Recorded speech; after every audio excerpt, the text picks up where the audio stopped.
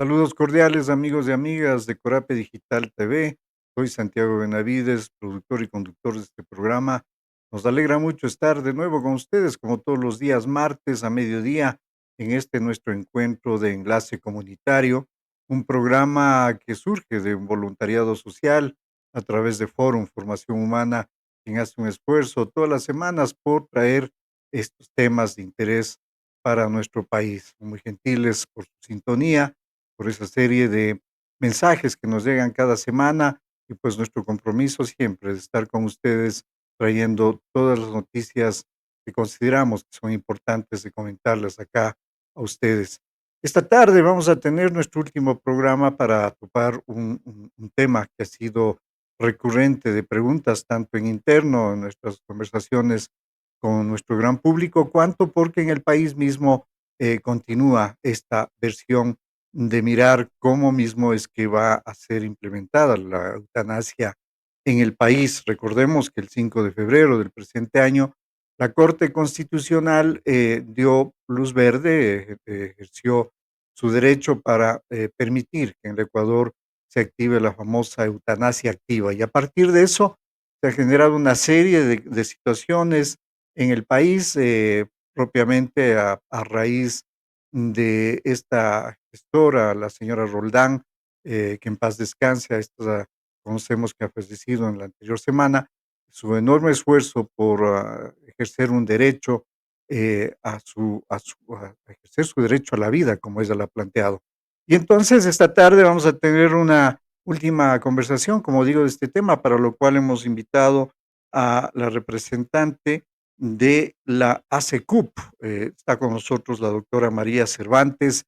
Ella es la vocera de esta institución, a quien le damos la cordial bienvenida. Muy buenas tardes, doctora Cervantes. ¿Cómo está usted?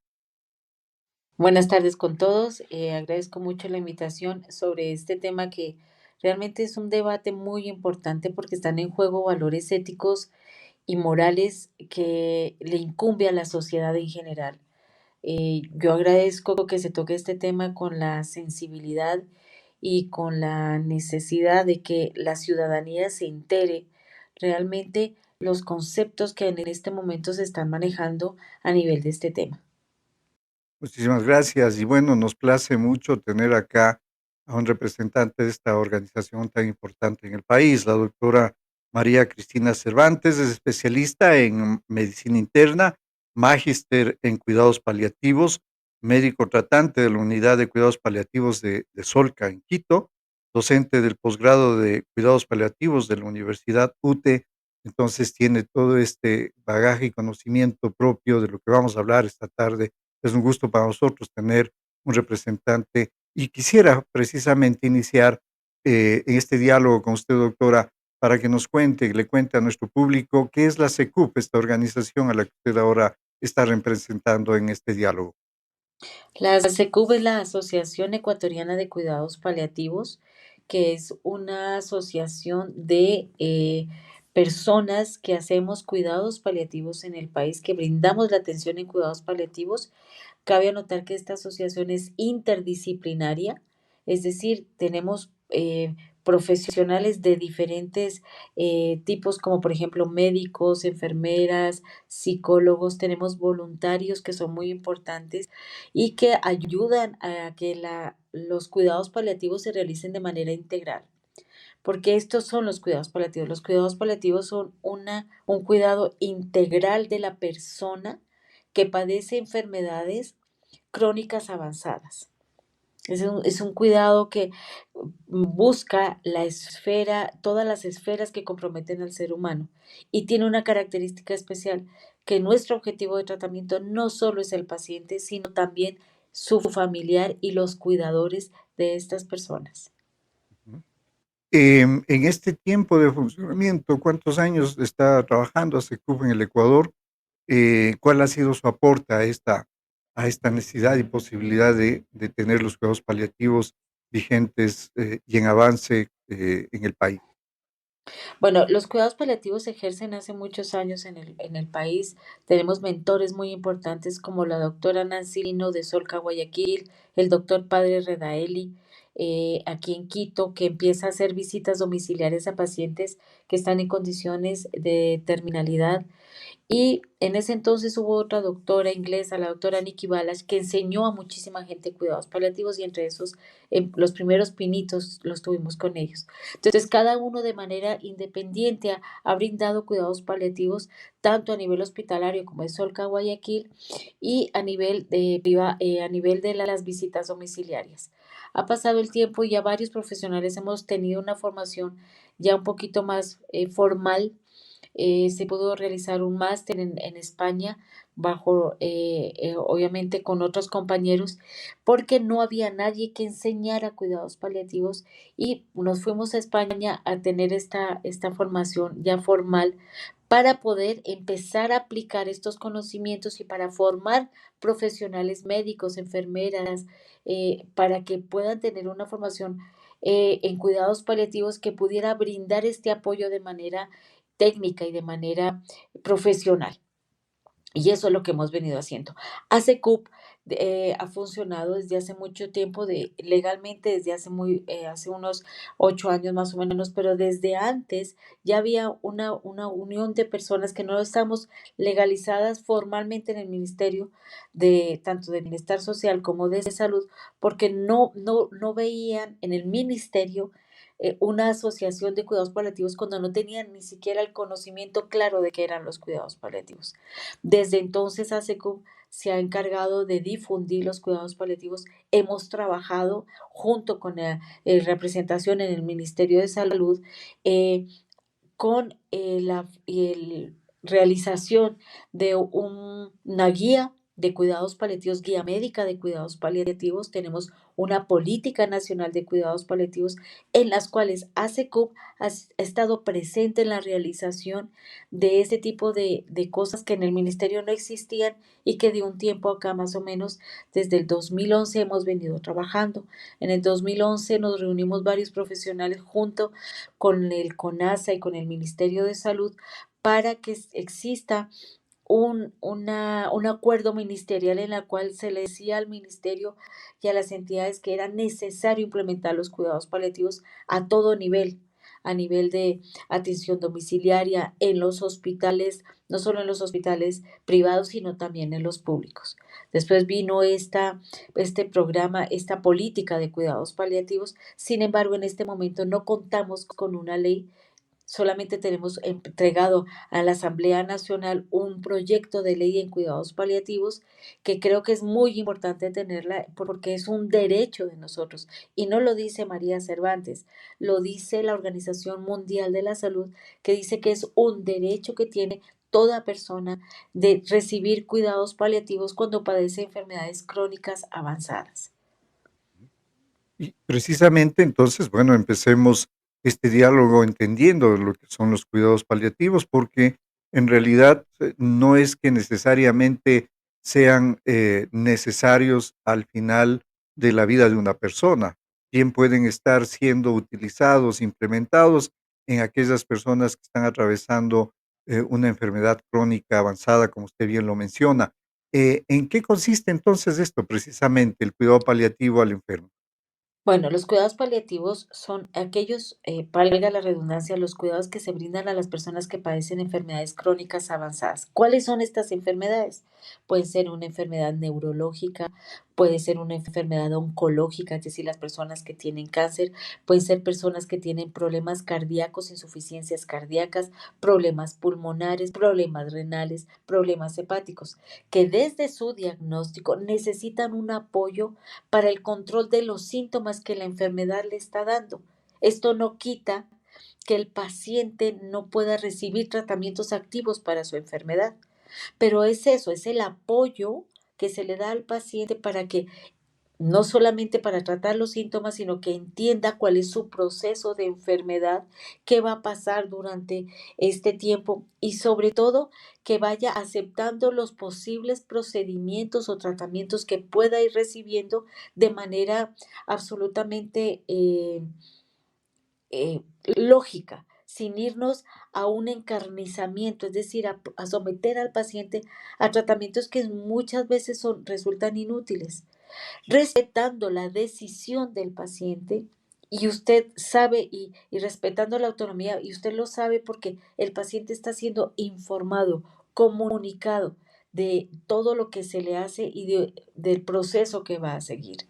Y esto obviamente no lo hace solo lo hace el médico, lo hace la enfermera, lo hace una psicólogo, un psicólogo, un personal de psicología, lo hace un asistente espiritual, porque cuando nosotros tenemos enfermedades crónicas avanzadas, son enfermedades en las cuales necesitamos un apoyo emocional, porque todas nuestras esferas están alteradas. Cuando usted tiene una enfermedad renal crónica, por ejemplo, usted no solamente tiene problemas físicos, tiene problemas emocionales, tiene problemas sociales, tiene problemas psicológicos, tiene problemas espirituales que van más allá de su creencia religiosa. Entonces, todas estas Todo este esferas. conjunto de apoyo constituyen los cuidados paliativos. Así es, se hace por un equipo interdisciplinario que manejamos de manera mancomunada. Por ejemplo, hay cosas como que los médicos no llegamos a enterarnos y la trabajadora social conoce la condición económica o la situación familiar de este paciente. Y hay cosas que ellas nos contribuyen y nosotros podemos mejorar muchas veces el acercamiento al paciente y a su familia, porque la familia es un ente importante en el tratamiento de este tipo de enfermedades, porque hacen seguimiento, porque acompañan al paciente, porque conocen el pronóstico, porque nos ayudan con la medicación o con los síntomas que ellos ven. Y ellos son parte importantísima, porque cuando usted habla solo con el paciente, obviamente respeta su autonomía, pero si hay un cuidador al lado que entiende la enfermedad y que sabe por qué debe tomar la medicación, pues es una ayuda mutua en el cual nosotros vamos organizando un trabajo en el cual va a tener mejor adherencia al tratamiento y va a tener una visión mucho más clara de lo que está pasando. Ahora, lo que le estoy escuchando y en realidad, termina siendo un acompañamiento, un complemento a la cura de la enfermedad, si la tiene o no. Pero en realidad, en la práctica, ¿esto se está dando? Todo estos paliativos a nivel del sistema público. Por allí tengo algún ejemplo, de experiencias de pacientes que no han logrado llegar al final de su vida con todo este acompañamiento que usted lo describe. ¿Acaso esto está sucediendo en muy pocos sitios? ¿Son pocos los privilegiados que tienen esta posibilidad de ser acompañados con cuidados paliativos en el Ecuador? Así es, lamentablemente solamente el 3.5 de la población que requiere cuidados paliativos lo refiere, lo tiene. Y desafortunadamente, tengo que decirlo, que la parte en la salud pública no existen unidades como tal de cuidados paliativos, solamente hay una unidad de cuidados paliativos en el Hospital del Adulto Mayor, que es un sitio muy bonito, muy bien organizado, pero en el resto de la población no los tienen. No los tienen a nivel de las ciudades pequeñas, a nivel de las poblaciones distantes, que es donde más sufre la gente. No tienen acceso a medicación, no tienen acceso a un tratamiento, a un control de síntomas desde que comienza la enfermedad, peor aún al final de la vida, cuando ya no tienen un tratamiento activo, curativo, los pacientes, perdón la expresión, pero son como desechados porque no hay unidades de cuidados paliativos a esas zonas recónditas. Sin ir muy lejos, el acceso a medicación, a cuidados paliativos, que son medicamentos que nos ayudan al control de los síntomas, no hay acceso en todas las ciudades principales del país. Yo no estoy hablando del pueblo más lejano, no, allá es imposible, pero de ciudades grandes no tienen acceso a los opioides necesarios. Los hospitales públicos o las instituciones públicas no tienen acceso a todos los medicamentos, como por ejemplo la morfina. La morfina siendo un medicamento de muy bajo costo, el acceso en el país es escaso, porque muy pocas instituciones la tienen y obviamente la compra a nivel público, eh, a nivel de farmacias privadas es carísimo, cuando es un medicamento muy económico y no tenemos las fórmulas farmacéuticas necesarias para el control del dolor. Y quiero que me permita, por ejemplo, en todas partes del mundo se exige La Organización Mundial de la Salud exige que se tenga un mínimo básico para el control del dolor. Y entre esos está el jarabe de morfina. Jarabe de morfina que en las cocinas de África se fabrica en los centros de salud, en las cocinas. Y aquí en el país no tenemos un jarabe. No lo tenemos. Tenemos solo presentación en ampollas y tabletas de acción retardada. Y eso no permite la cobertura adecuada ni la dosificación adecuada en los pacientes, siendo un medicamento tan económico. Esta es la realidad del país. Son pocos los privilegiados que llegan a alcanzar esta ayuda, este complemento a la salud, al buen vivir, al buen morir. Pasémonos un instante nada más para entender justo lo que usted acaba de escribir frente a la aprobación de la eutanasia, de esta eutanasia activa que acá en el Ecuador, como en algunos países de América Latina, está ya vigente. ¿Tiene sentido la eutanasia haber sido aprobada frente a esta expectativa donde lo básico podría entenderse, los cuidados paliativos no han sido debidamente atendidos? ¿Acaso la eutanasia termina siendo esa, esa muerte necesaria, requerida, ansiada ante la negativa de recibir el apoyo, el paliativo necesario para los enfermos? Pues usted lo ha expresado de una manera muy clara. O sea, la eutanasia en un país donde no se tiene lo básico para todo, no solamente para los pacientes que están en fase terminal, no llega a ser otra alternativa. Si usted tiene a alguien que está gritando del dolor, obvio que va a pedir morirse. Pero yo quisiera preguntarle a los jueces, a los abogados que han estado, que pretenden que esta ley de eutanasia se legalice bueno, ya está legalizada, que se lleve a cabo, con cuántos pacientes al final de la vida ellos han estado. Cuando un paciente al final de la vida se merece el mismo cuidado que el paciente que ingresa a la terapia intensiva. Es más, necesita mayor cuidado porque el control de síntomas es de una sutileza y una delicadeza única. Yo lo único que busco es mejorar la calidad de vida. Yo he tenido muchos pacientes con un dolor insoportable que apenas se les empieza a tratar el dolor, ellos ya dejan de pedir eutanasia. Gracias, doctora. Ya sé que me voy a morir, pero yo quiero cumplir mis procesos. Yo espero que el proceso natural de la enfermedad se dé. Es como ofrecer, en este país, no podemos ofrecer eutanasia porque no tenemos las condiciones básicas, obligatorias, como derecho humano en salud. Y uno de esos son los cuidados paliativos. Es como Entonces, ofrecerle a alguien un Mercedes-Benz, un carro, perdón, que diga la marca, un carro de alto cutul. Es ofrecerle eso si no se tiene una calle por donde circular o una carretera tal por donde vez andar. esto podría interpretarse, doctora, que es ofrecerle la salida fácil y rápida para el Estado Es, frente al descuido, a la abandono de lo que significa el cuidado, como son los cuidados paliativos. pudiera ser. Y cabe anotar una cosa. Los cuidados paliativos se han visto en los estudios muy grandes en muchísimos países que disminuyen el gasto en salud. El gasto en salud, cuando los cuidados paliativos son incorporados, se bajan casi en un 70% del gasto total de salud. Cuando una persona tiene una enfermedad crónica avanzada, en el último año de vida se ha visto que hay un gasto muy importante en esa enfermedad y en este paciente por hospitalizaciones a repetición, porque el paciente se va deteriorando y requiere atención médica con mayor frecuencia, porque necesita procedimientos probablemente un poquito más agresivos. Y se ha visto que la reducción, cuando se aplican los cuidados paliativos de manera temprana, puede llegar hasta un 80% en el gasto público en salud. Por lo tanto, los cuidados paliativos, además de ofrecer y de permitir que su derecho humano de vivir dignamente hasta que la enfermedad lo permita, es bajar el costo en salud de manera importante.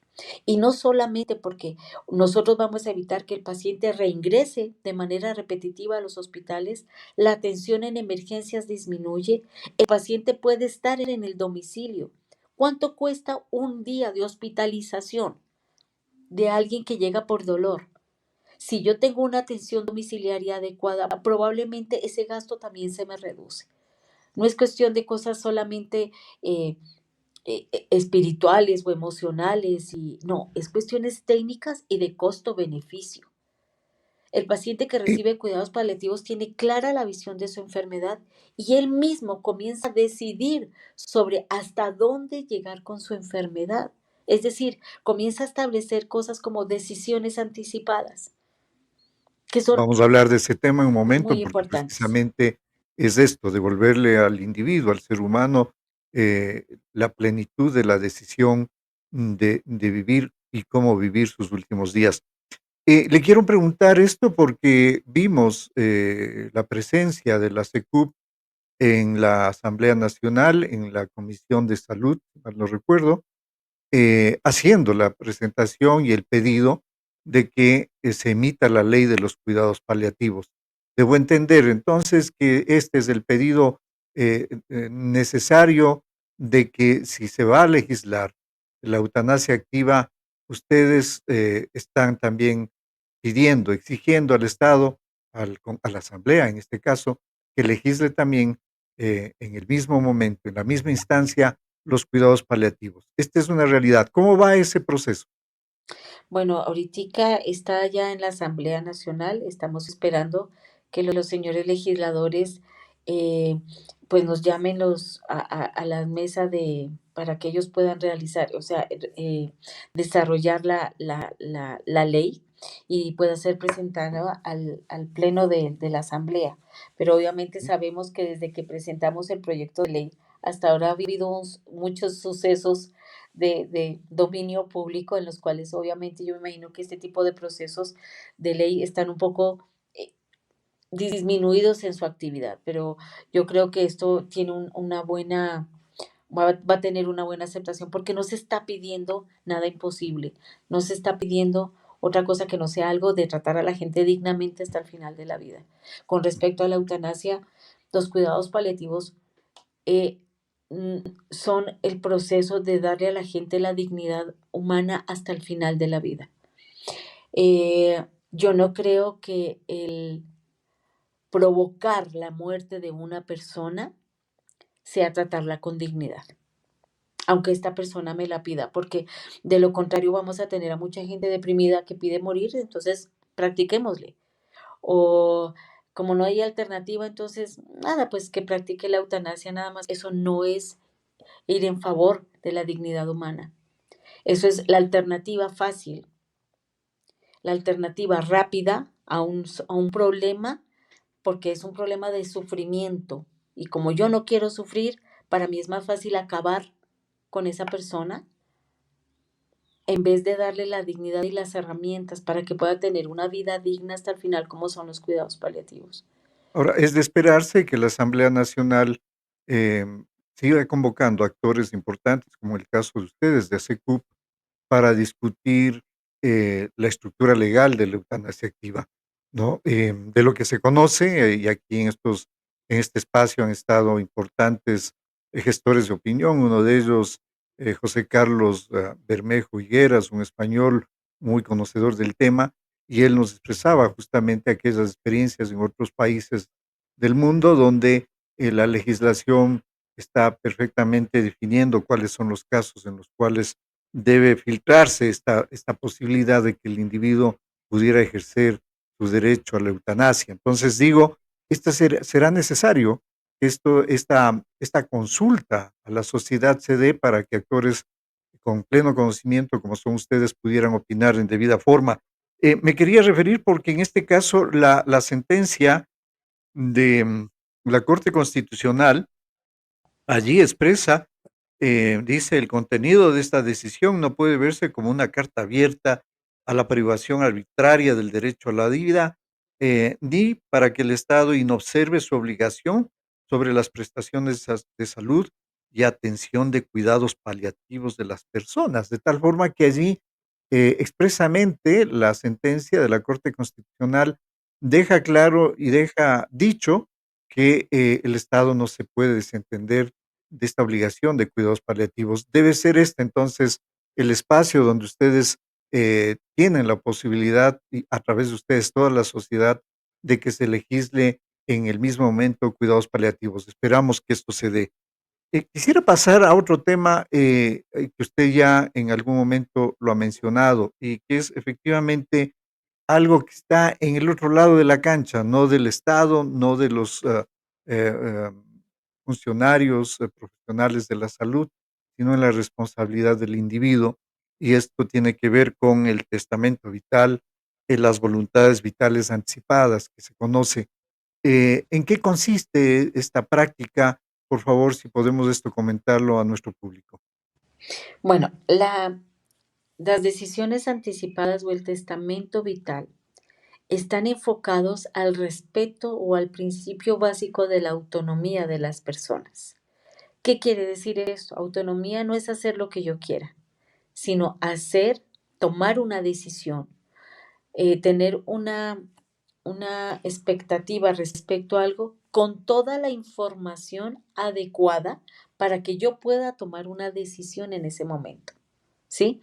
Entonces, las decisiones anticipadas en una persona que padece una enfermedad crónica avanzada, cuando el paciente tiene un conocimiento claro de lo que puede pasar a futuro con su cuerpo, con su vida, con su enfermedad, él puede decir e ir determinando en qué momento o no hacer cierto tipo de procedimientos que probablemente sean inútiles al final de la vida.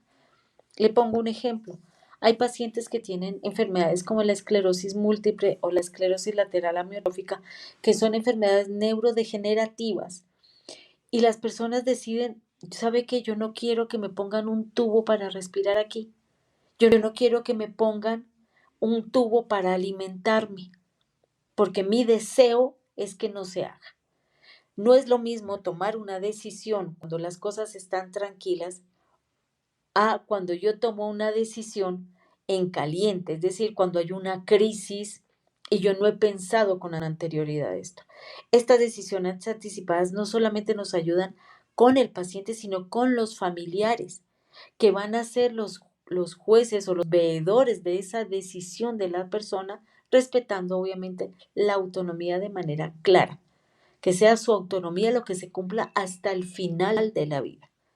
Entonces, estas decisiones anticipadas se van compartiendo, se van analizando todo el tiempo con el paciente y con su familia. Se va teniendo un conocimiento tanto a nivel médico como a nivel de familia de lo que el paciente quisiera que se haga o hasta qué punto se pueda llegar. Y el testamento vital es un testamento donde yo digo, si yo fallezco, yo quisiera que después de mi fallecimiento me entierren debajo de un árbol o me cremen y me pongan mis cenizas en el Océano Pacífico, o eso es un testamento que cuando yo no esté, quisiera que esas cosas se hagan. Las decisiones anticipadas son eso, una decisión anterior al evento para que mi familia, si yo no tengo poder de decisión porque estoy inconsciente o porque ya estoy muy grave, se tomen en cuenta estas decisiones que yo tengo. Le pregunto, ¿cuál es el momento en el cual la persona debe ya dedicarse a estructurar esas voluntades anticipadas? ¿Acaso es cuando entra a un proceso de una enfermedad con un diagnóstico de irreversibilidad, de pronóstico, letal? Yo creo que estas decisiones anticipadas deberíamos tomarlas en cualquier momento de nuestra vida, porque yo no sé qué va a pasar conmigo mañana.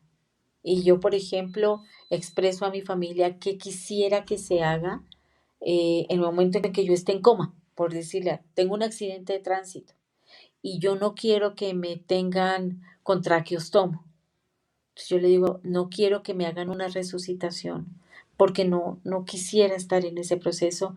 Si yo tengo un proceso en el cual yo quedo en coma, les pido que hagan una limitación de todas las cosas y las cosas médicas que pueden hacer. O al contrario, yo puedo decir, yo en el momento en que tenga una enfermedad avanzada, yo quisiera estar en mi casa, yo no quiero estar en un centro hospitalario. O al contrario, Yo no quiero ser un estorbo, no quiero sentirme que soy una carga, yo quiero que estar hospitalizada en un centro especializado para pacientes en mi condición. Entonces, las decisiones anticipadas no es necesario tener una enfermedad grave para tomarlas. Que sí, cuando yo tengo una enfermedad crónica avanzada, sí, en el momento en que se introducen los manejos paliativos, se empiezan a hablar de estas cosas y el paciente comienza a expresar lo que desea. Muchas veces tenemos pacientes de la tercera edad que ellos se dejan hacer procedimientos porque los hijos les exigen, aunque estén lúcidos. Es que mi hija me obliga. Eso probablemente sea una de las cosas en las cuales los cuidados paliativos le enseña al paciente, le enseña a la familia cómo manejar este tipo de situaciones que resultan muy complejas, porque cada situación tiene su particularidad. Cada situación es absolutamente diferente, la suya, la mía, la de mi vecino. Es más, dentro de la misma familia, todas las circunstancias cercanas a una enfermedad avanzada, una enfermedad crónica, son diferentes y se viven de diferente forma. Y esto es bien importante que todos tengamos en cuenta eso. Un poco en esta línea de socializar, de educar a la población, ¿ASECUP está asumiendo algún espacio de responsabilidad en estos temas? Precisamente Eh, en esto, por ejemplo, que estamos bueno, hablando, ¿no? De las voluntades eh, anticipadas. exacto. Estamos tratando de empezar a difundir por redes sociales justamente primero el concepto de cuidados paliativos que no es de conocimiento de la gente lo relaciona mucho con los que saben que existen, los relacionan solo al momento de morir, que no es así. Los relacionan solamente cuando el paciente está en fase muy, muy terminal y requiere de un apoyo solamente para el dolor. Entonces, vamos a empezar a una difusión a nivel de redes sociales para que la gente y la sociedad eh, vaya teniendo conocimiento de lo que hacemos y de cómo ellos pudieran acceder. Por ejemplo, aquí tenemos todavía el inconveniente que para el acceso a cuidados paliativos, ahora en el momento, pues como usted me oyó antes, solo hay una institución pública, pero de resto son privadas. Y obviamente la salud privada no es de acceso a todo el mundo. Entonces, lo que se intenta con la ley es que exista cuidados paliativos de calidad con profesionales certificados, porque tiene que ser eso, un profesional certificado de su conocimiento en cuidados paliativos. Yo no puedo poner a alguien que habla bonito a ser periodista, sino que el periodista tiene que tener una formación igual que el médico. Y en cuidados paliativos tiene que haber una formación profesional que ahora en el país ya vamos teniendo. Ya las universidades privadas están creando, están formando pacientes, médicos con especialidad en cuidados paliativos.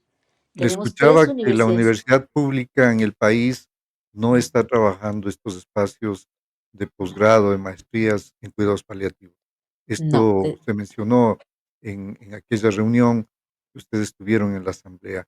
¿Por qué no ha tomado en cuenta la Universidad Ecuatoriana, la Universidad Pública Ecuatoriana, la necesidad que existe en trabajar estos espacios de formación en cuidados paliativos? Esto ha llamado la atención, ¿no? sí, la verdad es que no existe como materia obligatoria en el pregrado. Y en el posgrado, mucho menos, lamentablemente, pues no sabemos la causa real por la cual no se ha tomado en cuenta, pero esperamos que con la ley esto ya empiece a funcionar y a rodar de mejor manera. Bueno, vamos concluyendo esta entrevista. Queremos agradecerle a la doctora María Cristina Cervantes. Ella es la vocera de ASECUP, la Asociación de Cuidados Paliativos acá en el país. Con ella hemos dialogado esta tercera entrevista que hemos hecho en este periodo tan corto de 5 de febrero, donde se aprueba la ley de eutanasia activa en el país.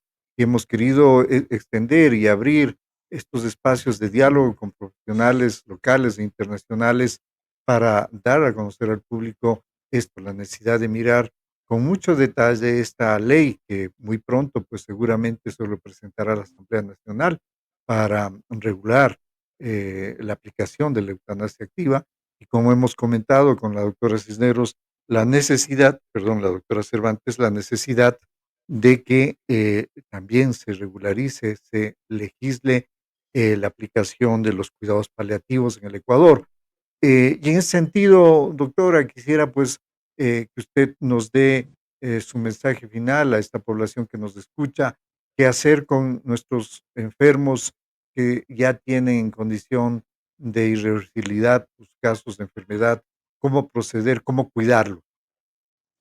Bueno, lo primero es, si tienen a la mano a alguien que pueda brindarles cuidados paliativos, búsquenlos. Eh, es medio complejo decirles esto porque no hay en muchos sitios, pero existen médicos o equipos de cuidados paliativos que pueden ayudarles a nivel domiciliario o a nivel hospitalario, ¿sí? La otra cosa eh, es muy importante que la ciudadanía sepa que los cuidados paliativos son su derecho, no es, no es algo pasajero, no es novelería, es el derecho de toda persona que tiene de recibir cuidados paliativos hasta el final de su vida y aún en el duelo de mis familiares. Y esto es bien importante, es mi derecho. La eutanasia no es un derecho, ni es un acto médico. Los cuidados paliativos es mi derecho, así como mi derecho a tener una nacionalidad, un nombre, poder tener acceso al trabajo, es mi derecho tener cuidados paliativos.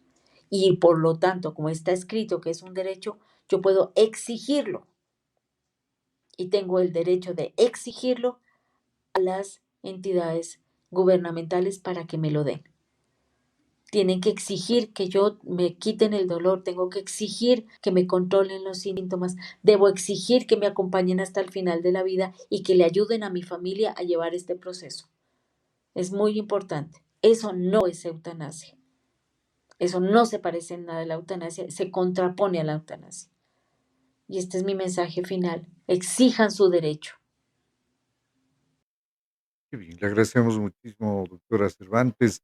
Este ha sido un diálogo por el derecho a la vida, a la calidad de vida que todos los ecuatorianos nos merecemos y ahora precisamente en estas épocas donde tenemos tiempo todavía para ejercer nuestro derecho, como usted nos plantea, toda la sociedad en conjunto debemos hacer un esfuerzo en particular para que esa ley, esa legislación que pronto seguramente nos la presentarán, cuente con debida forma con las observaciones de la sociedad y la sociedad en conjunto a través de actores importantes como ASECUP y muchos otros piden al Estado ecuatoriano, a la Asamblea en particular, que legisle los cuidados paliativos. Este es el derecho, como así se ha remarcado, de que la eutanasia sin cuidados paliativos no es eutanasia. Los cuidados paliativos, así es expresado en esta tarde, termina siendo más bien ese el mejor antídoto para conservar una buena calidad de vida hasta el final de los días que a todos nos llega como final de vida. Este es el destino biológico. Muchísimas gracias, doctora Cervantes. Ha sido un gusto estar con ustedes. Un saludo a todos los miembros de la SECUP. Espero que nos traigan buenas noticias. Estamos abiertos y pendientes de sus noticias para poderlas llevar a nuestro gran público. Un abrazo a la distancia. Muchísimas gracias y le deseo lo mejor. Que esté muy bien. Amigos, amigas, este ha sido nuestro programa de la tarde de hoy de Enlace Comunitario.